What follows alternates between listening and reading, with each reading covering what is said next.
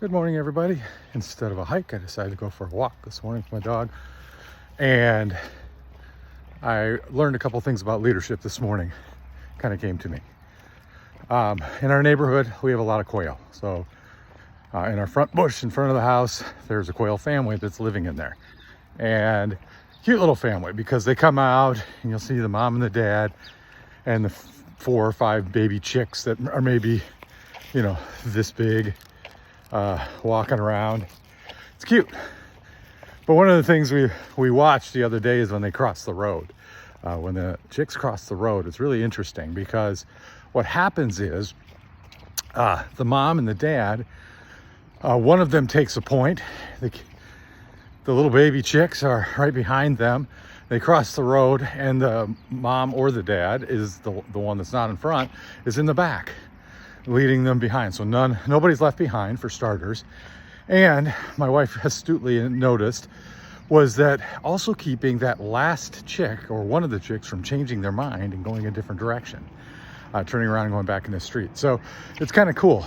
But the leadership principle that I've learned is that a lot of times we do a good job of leading people. So we'll lead our family just like they lead those chicks.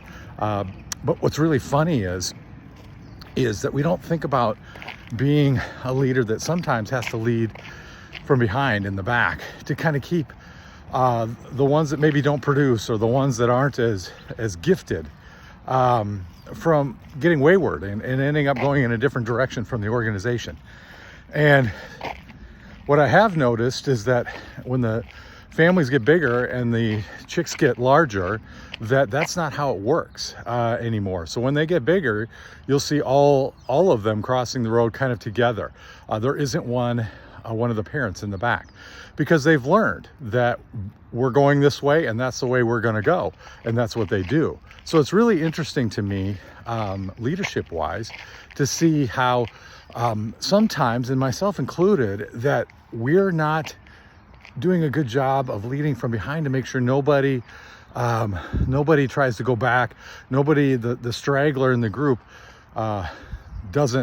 decides not to run with the vision. We just assume, because we communicate the vision, that's what happened. Like the older chicks, like they're told what they're due and they do it.